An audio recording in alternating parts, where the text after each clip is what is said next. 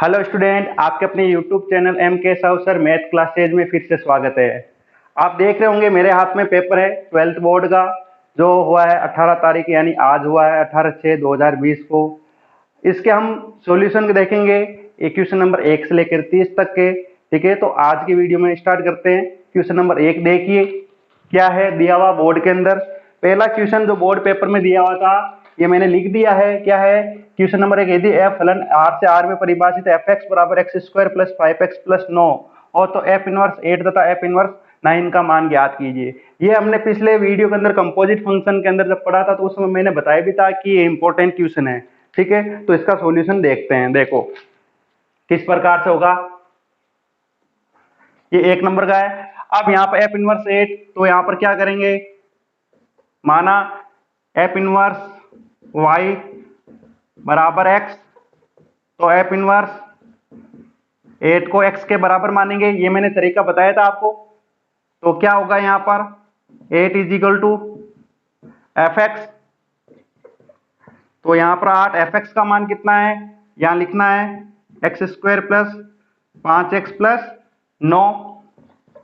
अब ये 8 इधर जाएगा तो x square plus 5x plus 9 minus 8 बराबर 0। 0 इस साइड लिखो चाहे इस साइड लिखो। ठीक है, तो देखें x square plus 5x plus 1 बराबर 0, ये आ गया है। अब यहाँ पर क्या करेंगे, सिरदराचारी सूत्र लगाएंगे और उसी के हिसाब से सोल्व करेंगे। ठीक है, कैसे सिरदराचारी जो सूत्र होता है हम जानते हैं, क्या होता है minus b plus minus under root b square minus 4ac upon 2a, ये सिरदराचारी सूत्र होता है। तो यहां पर लगाएंगे तो x बराबर -5 प्लस माइनस यहां पर हो जाएगा -5, a की जगह तो 1 है, b की जगह 5 और c की जगह 1, तो b स्क्वायर का मतलब 5 का स्क्वायर 25, 4ac यहां पर 1 गुणा 1 अपॉन 2a।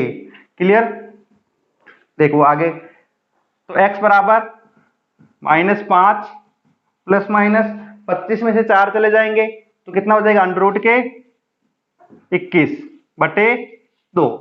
अब ये जो मान आया आप देखो, ये यहां से वास्तविक संख्या है, एक बार प्लस लेंगे और एक बार माइनस लेंगे, यानी ये बिलोंग्स टू क्या है, आर है, प्रांत के अंदर विद्यमान है, क्योंकि यहां से जो भी मान बनेगा वो प्रांत में विद्यमान है। इसका मतलब x का मान आ गया, और x किसको माना है, एफ इनवर्स y यानी एफ इनवर्स 8 को माना है। तो x बराबर मतलब एफ इनवर्स 8 का जो मान है, तो दो मान बन जाएंगे, एक बार प्लस लेने से -5 प्लस के अंडर रूट 21/2 और दूसरा मान बन जाएगा -5 और माइनस के अंडर रूट 21/2।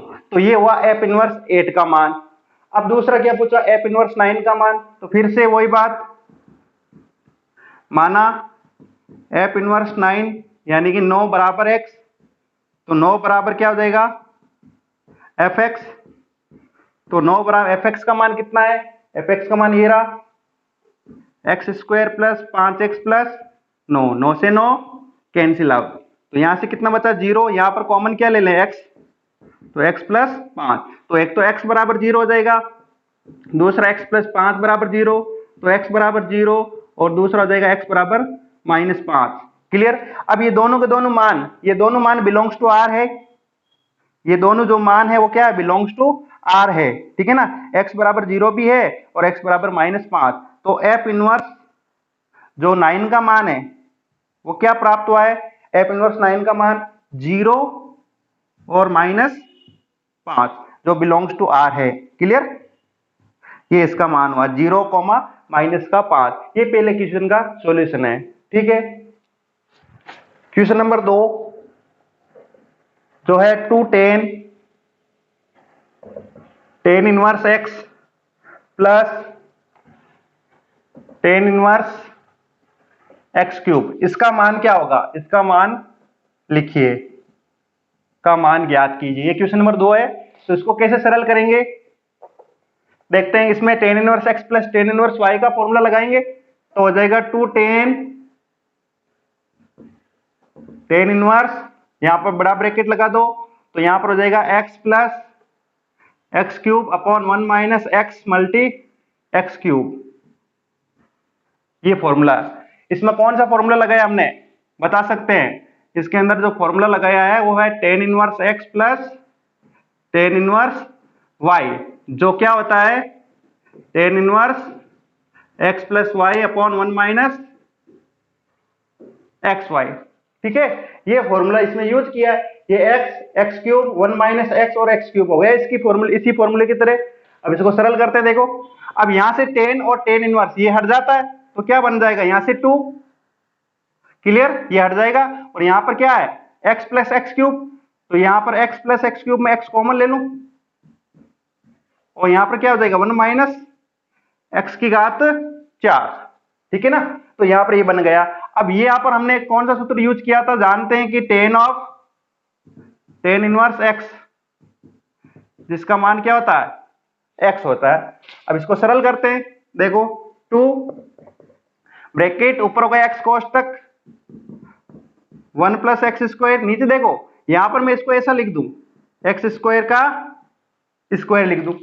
ठीक है, क्या लिख दिया एक्स स्क्वायर का स्क्वायर, तो ये बन क्या गया, ए देखो यहां पर इसको लिख दूं मैं ए का स्क्वायर साथ के साथ, तो ए स्क्वायर माइनस बी स्क्वायर बन जाएगा। तो ए प्लस बी और ए माइनस बी बनेगा हर के अंदर ए प्लस बी और ए माइनस बी, तो ये हो गया ए माइनस बी और दूसरा आ जाएगा ए प्लस बी। ठीक है, तो देखो 1 प्लस एक्स स्क्वायर से 1 plus x square cancel out, और यहां पर कितना 2 जो एक्स से गुणा हो जाएगा 2x, नीचे कितना आ जाएगा 1 माइनस एक्स स्क्वायर। ये क्वेश्चन नंबर 2 है, इसका सॉल्यूशन है। समझ में आया होगा। देखो अगला क्वेश्चन करते हैं। अगला क्वेश्चन देखो, क्वेश्चन नंबर 3 क्या है, देखो सिंपल सा क्वेश्चन है। यदि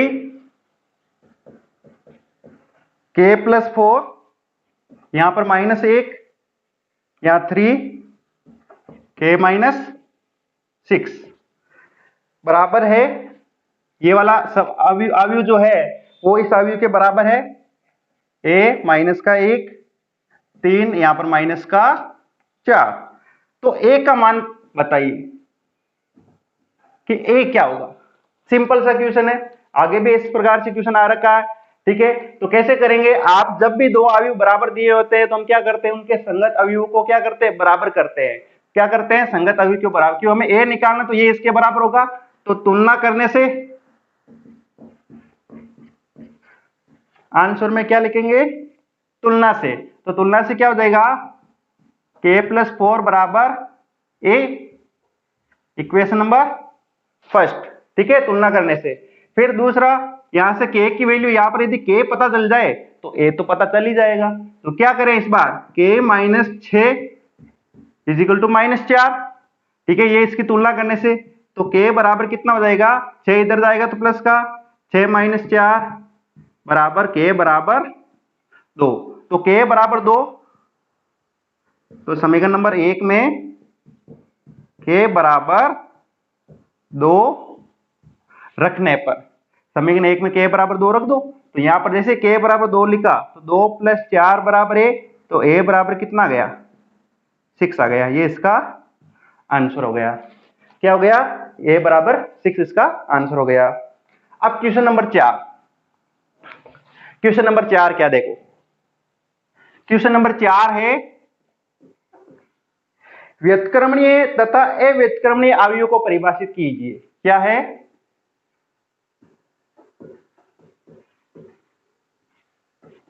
व्युत्क्रमणीय तथा अव्युत्क्रमणीय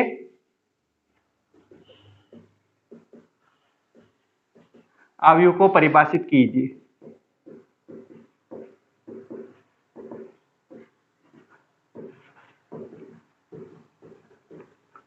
अब देखो इसका आंसर क्या लिखेंगे। ठीक है, व्युत्क्रमणीय अवयव तथा अव्युत्क्रमणीय अवयव को परिभाषित कीजिए। तो व्युत्क्रमणीय अवयव क्या होता है, ऐसा अवयव या ऐसा वर्ग अवयव जिसके सारणिक का मान 0 के बराबर नहीं होता है। ठीक है, तो पहले हम व्युत्क्रमणीय अवयव की परिभाषा लिखेंगे। यहां पर क्या होगी, ऐसा वर्ग अवयव, ऐसा वर्ग अवयव जिसके संगत, जिसके संगत सारणिक का मान क्या हो, शून्य के बराबर नहीं हो,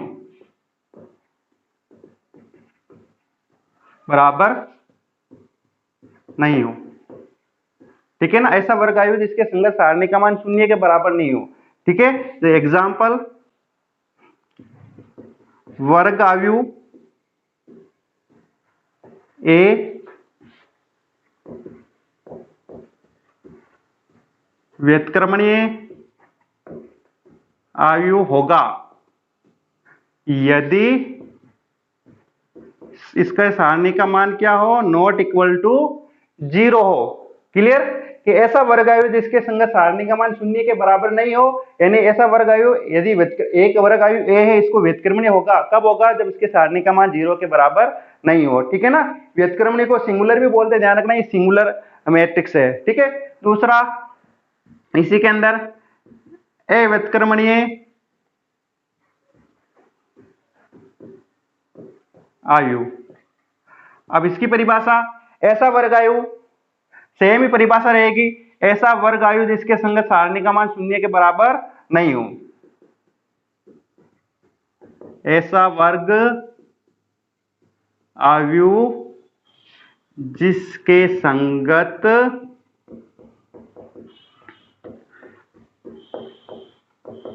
सारणी का मान, यहां पर शून्य के बराबर नहीं, वहां पर लिखेंगे शून्य के बराबर, सारणी का मान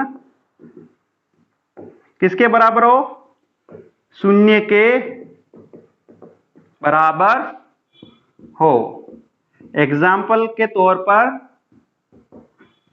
कोई वर्ग आयु ए है, ये वर्ग आयु ए अव्युत्क्रमणीय आयु होगा, अव्युत्क्रमणीय क्या होगा, आयु होगा।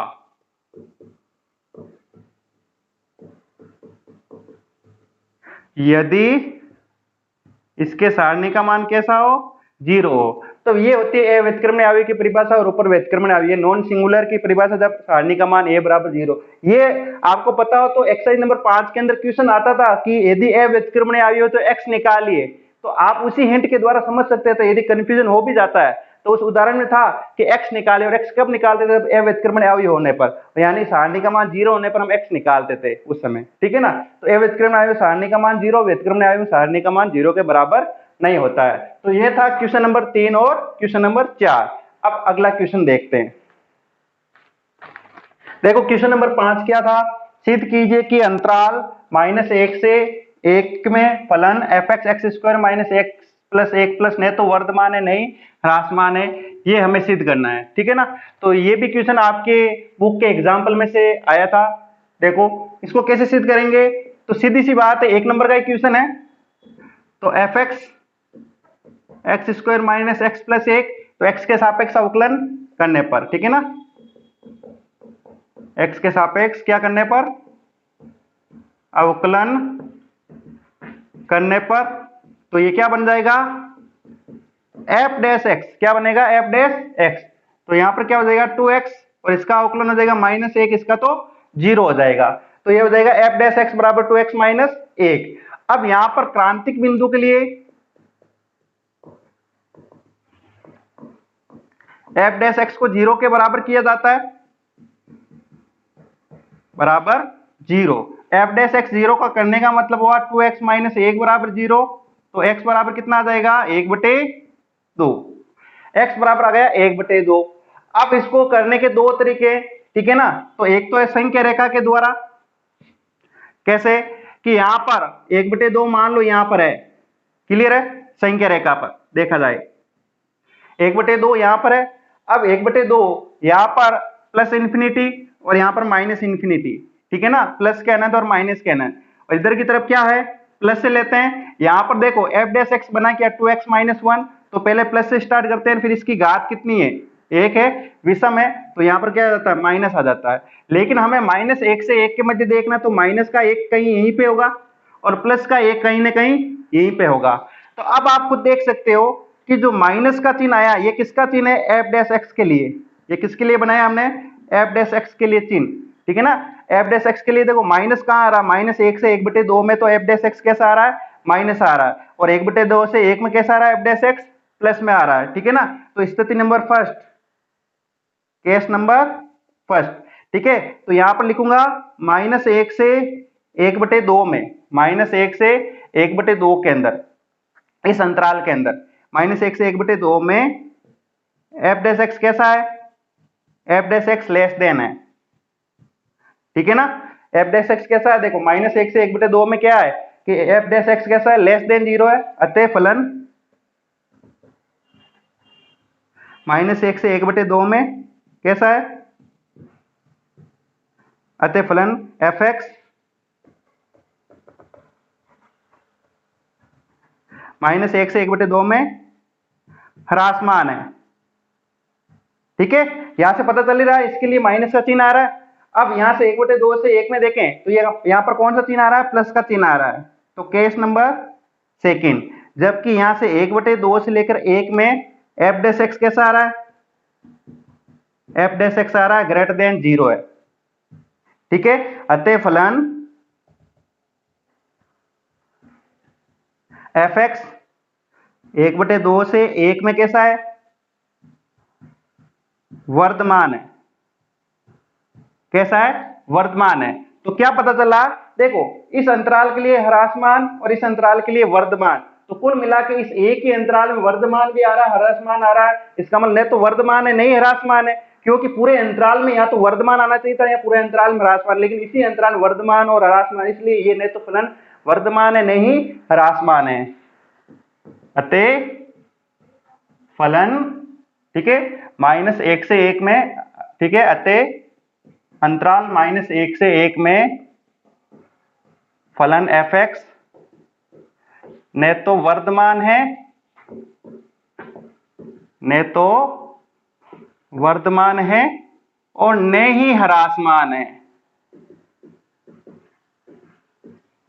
न ही ह्रासमान है। इसका कारण भी पता चल गया होगा, क्योंकि इसके लिए माइनस आ रहा है, F dash x less than का आ रहा है -1 से 1/2 में, और 1/2 से 1 में क्या आ रहा है, प्लस आ रहा है, F dash x greater than 0, क्योंकि एफ डैश लेस देन होने पर ह्रासमान की कंडीशन होती है, ग्रेटर देन होने पर वर्धमान की कंडीशन होती है। इसलिए -1 से 1 में फलन एफ एक्स नहीं तो वर्धमान है नहीं ह्रासमान है। ठीक है।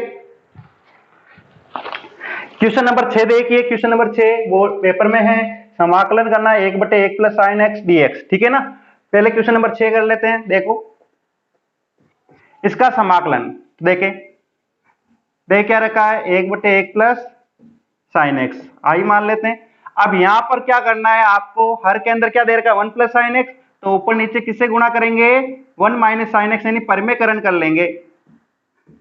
ठीक है, यहां पर आ जाएगा dx, तो क्या बनेगा, ऊपर अंश के अंदर 1 माइनस साइन एक्स, हर में क्या बना, a plus b a minus b, a square minus b square, यानी 1 minus sine square x dx। ठीक है, यहां पर है 1 माइनस साइन एक्स, नीचे कितना बन जाएगा, कोस स्क्वायर एक्स बन जाएगा। 1 माइनस साइन स्क्वायर एक्स क्या हो जाता है, कोस स्क्वायर एक्स। अब अलग अलग भाग दे देना, एक के अंदर जब कोस स्क्वायर का भाग जाएगा तो क्या बन जाएगा, सेक स्क्वायर एक्स dx। अलग अलग कर रहे हैं, माइनस, अब यहां पर कोस स्क्वायर का भाग साइन में देंगे, तो मैं इसको ऐसा लिख दूं, कोस स्क्वायर का भाग जब साइन में दूंगा, कोस एक्स 1/cos एक्स, तो ये तो क्या बन गया, tan एक्स, और यहां पर देखो ये क्या बन जाएगा, 1/cos एक्स गुना 1/cos एक्स बन जाएगा सेक एक्स। क्लियर। देखो कोस स्क्वायर का भाग जब साइन एक्स में देंगे तो साइन बटे कोस गुना 1/cos करके लिख दें, ये तो बन गया tan और ये भी बन गया सेक बन गया। ठीक है। अब देखो सेक स्क्वायर का समाकलन क्या होता है, tan एक्स, सेक स्क्वायर का क्या होता है tan एक्स, और tan गुना सेक का समाकलन सेक एक्स, और कौन सा समाकलन, अनिश्चित समाकलन है तो प्लस का c। ये इसका सॉल्यूशन हो गया। ठीक है। तो अब देखें क्वेश्चन नंबर 7, क्वेश्चन नंबर 7 भी ये दे रखा है 2i माइनस 3j। ठीक है ना, बोर्ड वाले पेपर में 2i minus 3j plus 4k गुणा, यहाँ पर सदिश गुणा 3i plus 4j minus 4k cap का मान निकालना है। बहुत ही सिंपल क्वेश्चन दिया ये भी। तो आंसर में क्या करेंगे, तो सीधी सी बात है, जब ऐसा मान निकालना होता है तो सदिश गुणा के लिए हम इसको मान लो ये ए वेक्टर समझ लेते हैं कि ये ए वेक्टर है, और ये बी वेक्टर की तरह काम कर रहा है, तो ए क्रॉस बी यानी ए वेक्टर क्रॉस बी वेक्टर इस प्रकार से, ठीक है। तो मैं लिख दूंगा आई जे और यहां पर के कैप, यहां पर है 2 -3 और प्लस के 4, 3 + 4 और -4, क्लियर है ना। ये ए वेक्टर की तरह बी वेक्टर की तरह, तो ए क्रॉस बी का मान ऐसे आएगा आई जे के। अब यहां पर देखो कैसे सरल करेंगे इसे, समझना।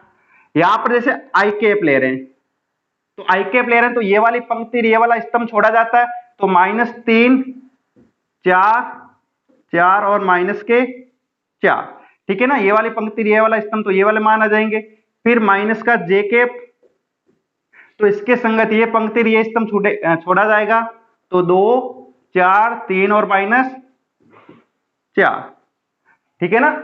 अब देखो के कैप, जब के कैप के लिए करना है तो हम ये पंक्ति ये वाला स्तंभ छोड़ेंगे, तो कितना हो जाएगा 2 -3 और 3 कॉमा यहां पर हो जाएगा 4, ठीक है ना। तो पहले आई के लिए तो ये ले लिया, जे के लिए ये और ये वाला ले लिया, और के के लिए ये वाला हिस्सा ले लेंगे। अब इसको सरल करते देखो, तिरछा गुणा करके करेंगे।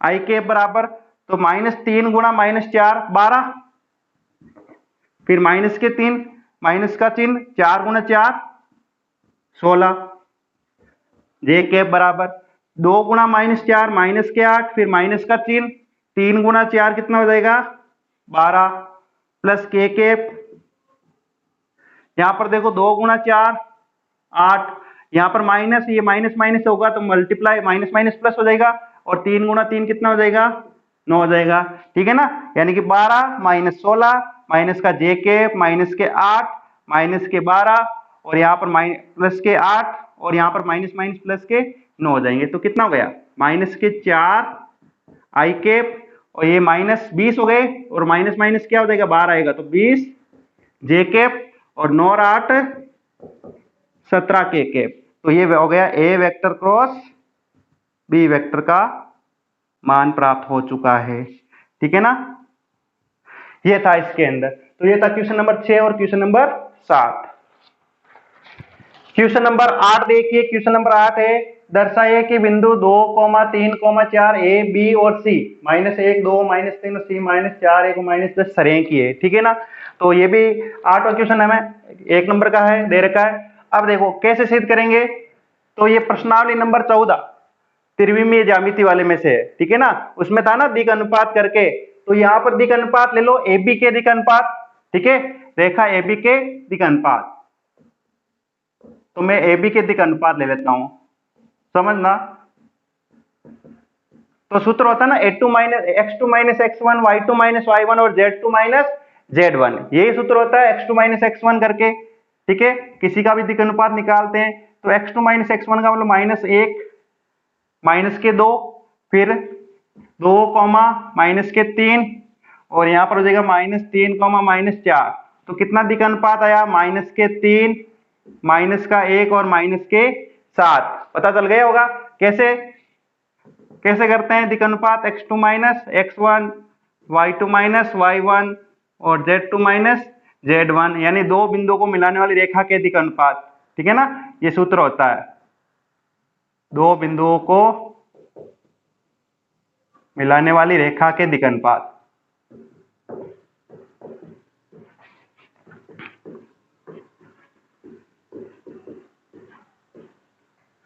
ठीक है। दिक् अनुपात का सूत्र ये होता है x2 - x1 y2 - y1 z2 - z1। A B के दिक् अनुपात निकालिए और बीसी के भी निकाल लो, बीसी के दिक् अनुपात, बीसी का दिक् अनुपात, तो सेम इसके लिए क्या हो जाए x2 -4 और माइनस का ये -1 माइनस यहाँ पर इसके साथ माइनस का यहाँ पर उस सूत्र के हिसाब से चिन्ह होगा, फिर 1 -2 और -10 माइनस के 3 यहाँ पर, तो ये हो जाएगा -4 प्लस का 1 1 -2 का हो गया माइनस का 1 -10, ये हो जाएगा प्लस का 3, तो क्या रिजल्ट आया -3 -1 और -7। देखो ए बी के दिक् अनुपात और बीसी के दिक् अनुपात क्लियर, ये दोनों समान है, कि AB के दिक अनुपात BC के दिक अनुपात कैसे हैं, समान है। तो यहां AB के दिक अनुपात बराबर है BC के दिक अनुपात। जब दो रेखाओं के दिक अनुपात बराबर होते हैं तो दोनों रेखाएं क्या होगी, समांतर। अतः AB समांतर क्या है, BC है। AB समांतर क्या होगी, BC है। समांतर रेखाओं के तो दिक अनुपात बराबर होते हैं। और B क्या है, उभयनिष्ठ बिंदु इन दोनों का। इसका मतलब A, B और C एक सरल रेखा में। B क्या है, उभयनिष्ठ बिंदु है। अतः बिंदु ABC को मिलाने वाली रेखा यहाँ ABC बिंदु कैसे हैं, सरेखीय है। अतः ABC बिंदु कैसे हैं, ये बिंदु है आपके सरेखीय।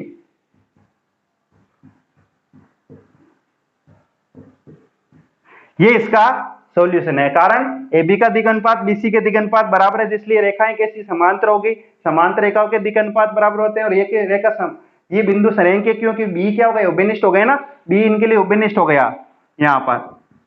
तो यहाँ पर बिंदु क्या हो गए, तीनों के तीनों बिंदु एक सरेखीय हो गए। ये इसका एक तरीका इसमें हो गया। ठीक है, तो देखें आगे। तो क्वेश्चन नंबर बोर्ड का क्वेश्चन नंबर 9 क्या है, रैखिक प्रोग्राम समस्या का सुसंगत हल कीजिए। लिख दिया मैंने, रैखिक प्रोग्राम समस्या का सुसंगत हल को परिभाषित कीजिए। ये क्वेश्चन दिया हुआ है। अब ये अक्सर क्या होता है कि आज तक बोर्ड वाले जितने भी क्वेश्चन होते हैं, यहाँ पर हमेशा 1 नंबर का क्वेश्चन होता है, वो दिया होता है समीकरण आपको ए समीकरण दे देंगे और पूछ लेंगे इसका सुसंगत हल क्षेत्र दर्शाइए या सुसंगत हल क्षेत्र परिभाषित कीजिए। इस बार उन्होंने परिभाषा पूछ ली है कि सुसंगत हल क्या होगा। ठीक है, तो परिभाषा क्या होगी तो समझो। परिभाषा ये लिखा, ये मैंने जब क्लास से ली थी, ऑफलाइन क्लास है, उसके अंदर मैंने समझा रखी। इसकी परिभाषा क्या है कि चरों के मानों का ऐसा समुच्चय, चरों के मानों का ऐसा समुच्चय, चरों के मानों का ऐसा समुच्चय जो रैखिक प्रोग्रामन समस्या के अंतर्गत, कौन सी समस्या, रैखिक प्रोग्रामन, ठीक है ना, इस समस्या के अंतर्गत जो रैखिक प्रोग्रामन समस्या के अंतर्गत व्यवरोधों, ठीक है, वे ऋणोत्तर व्यवरोधों,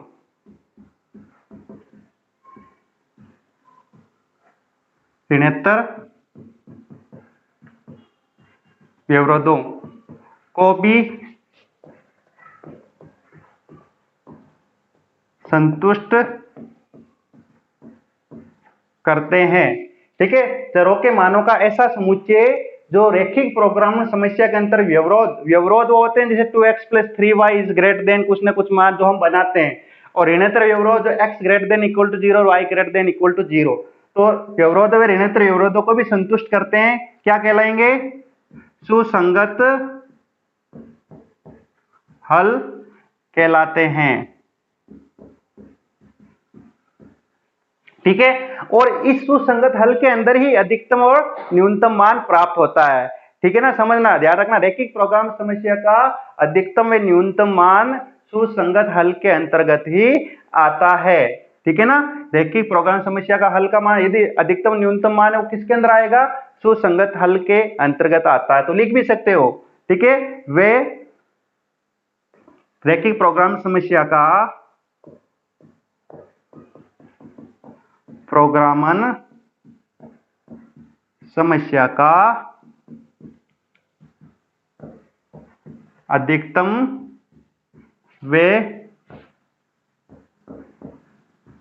न्यूनतम मान इस सुसंगत हल से संबंधित होता है। न्यूनतम मान सुसंगत हल के अंतर्गत ही होता, और अधिकतम न्यूनतम मान को तो इष्टतम हल बोलते थे। यानी इष्टतम हल क्या होते हैं, सुसंगत हल के अंदर ही आते थे। यदि किसी ने परिभाषा ऐसा लिख दी हो तो भी चलेगा कि इष्टतम हलों का, इष्टतम हल जो ऐसे समुच्चय से परिबद्ध हो या ऐसे क्षेत्र से परिबद्ध हो, ठीक है ना, जहां चरों का मान विद्यमान हो, ठीक है, यहाँ तो फिर वो हल क्या कहलाएगा, सुसंगत हल कहलाएगा। या फिर ऐसा क्षेत्र जहां पर अधिकतम एवं न्यूनतम मान विद्यमान रहेंगे या जिससे जुड़े हुए रहते हैं, तो वो क्षेत्र भी क्या कहलाएगा, सुसंगत हल कहलाएगा। अब इसके लिए चाहो तो इस क्वेश्चन में 1 नंबर का तो इतना लिख सकते हो, कोई एग्जाम्पल लेके भी बता सकते हैं कि सुसंगत हल होगा क्या। यदि आप चाहते हो तो कुछ एग्जाम्पल लेके भी ऐसे बता सकते हो कि 2x + 3y > 6, ठीक है ना। तो कुछ इस प्रकार से बना करके आप इसमें बता सकते हो कि इसका हल क्या होगा, अधिकतम होगा, न्यूनतम होगा, ठीक है ना। तो यह ध्यान रखना है कि यहाँ पर इस प्रकार, जैसे मान लो इसका मान लो ऐसे प्रकार से कोई मान बनाया, तो यहाँ पर दर्शा सकते हो कि यहाँ पर क्या हुआ कि इसका ये सुसंगत हल हो गया है। क्लियर है ना कि 2x + 3y > 6 माना है और x > 0, y > 0। तो यहाँ पर इसका सुसंगत जब हल बनाएंगे तो यहाँ पर देखो ये हो जाएगा y > 0 और यहाँ हो जाएगा x > 0। 2x + 3y, जब इसका x बराबर 0 लिखोगे तो y बराबर कितना आ जाएगा, 2 आ जाएगा। x बराबर 0 पर y बराबर 2 और y बराबर 0 लिखोगे तो कितना आ जाएगा, x बराबर 3 आ जाएगा, ठीक है। और ये मूल बिंदु आ जाएगा यहाँ पर।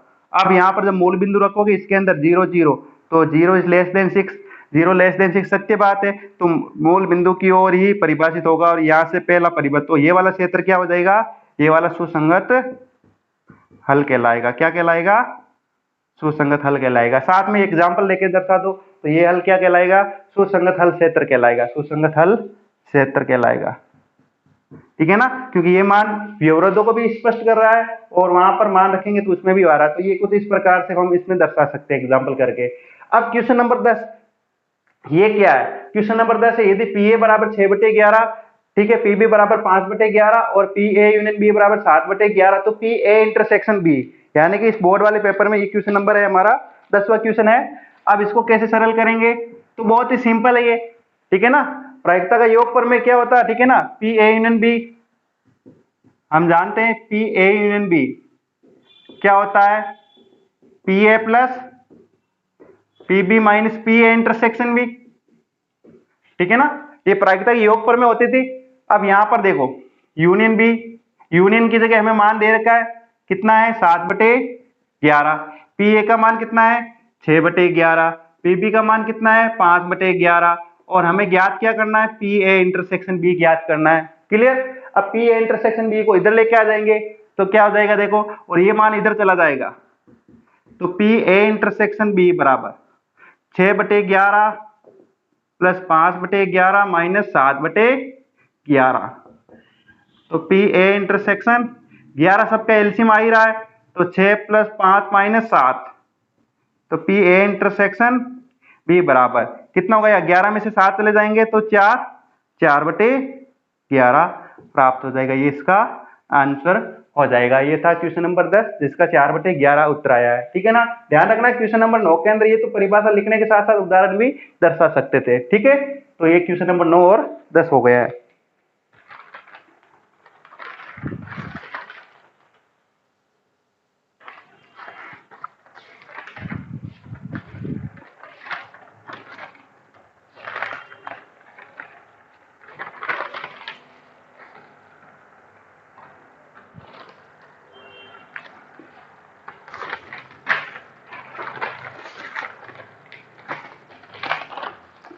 तो आज के इस वीडियो के अंदर हमने जो आपके पेपर 2020 है उसका 1 से लेकर 10 तक के क्वेश्चन हमने सोल्व कर लिए हैं, ठीक है ना। एक एक नंबर वाले 10 तक क्वेश्चन थे और सिंपल थे, ज्यादा टफ नहीं थे, 1 से 10 तक वाले क्वेश्चन। अब अगले वीडियो में हम क्वेश्चन नंबर 11 से लेकर आगे के क्वेश्चन सरल करेंगे। यदि आपको मेरा वीडियो पसंद आया है तो इसे ज्यादा से ज्यादा शेयर कीजिए, वीडियो को लाइक कीजिए, चैनल को जरूर सब्सक्राइब कीजिए और बेल आइकन को जरूर दबाएं ताकि मेरे नए वीडियोज के नोटिफिकेशन आपको मिल सके। Thank you so much.